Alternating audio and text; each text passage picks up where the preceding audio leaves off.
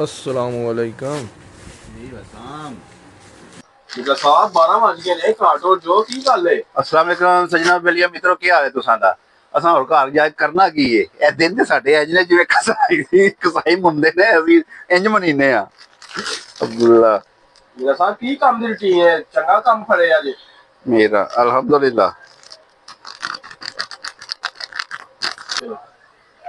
और सजना बेलिया मित्रों की हाल है। अज आखते हो गए वीडियो नहीं बनाई वीडियो ही बना रहे हैं अजकल असल चीज़ें टाइम मिल गया नहीं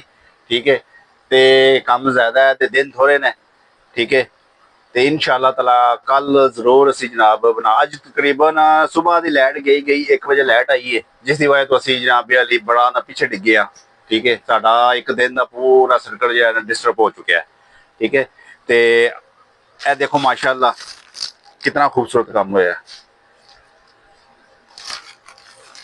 डबल बैन लगा हुआ है कितना ही नफासत नाल है ठीक है ये भी चेक करो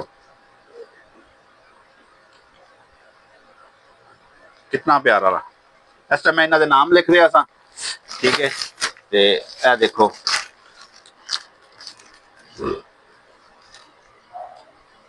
क्या मजेदार कलर बैठे हुए हैं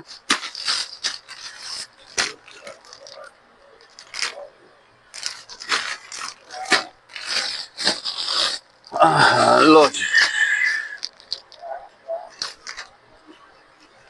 अज लैट की वजह तो असी बहुत ज्यादा जलील होए हैं ठीक है तो सानू भाजड़ पै गई बहुत ज्यादा जिसकी वजह तो ना आई एम सॉरी माफ़ी चाहना वा अज ना कोई भी कटिंग की वीडियो नहीं चाड़ सके असी क्योंकि बस हर बार भी जनाब जो है ना कम हो रहा है ठीक है ये दिन थोड़े जे ने इंशाअल्लाह तला कल जरूर चढ़ांगे असी वीडियो ठीक है पुराने बैग नहीं चढ़ांगे अल्हम्दुलिल्लाह जरूर चढ़ांगे शकीर तो भी माशाअल्लाह नहीं हूँ इस टाइम उठ गए ने बेचारे सुबह से जुटे सन ते इस टाइम उठ गए ने ते मैं भी हूँ एंड कर लगा वा क्योंकि मेरी भी बस हो गई है हूँ रेस्ट करांगे तो फिर असी सुबह जनाब सारी टाइम फिर जुटांगे तो फिर मुड़ 12 बज जाते 12:30 1 बज जाता है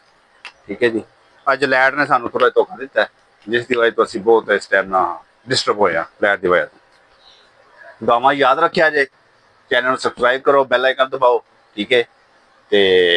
जनाब इंशाअल्लाह ताला जरूर मुलाकात होएगी दोबारा कल इकट्ठा कर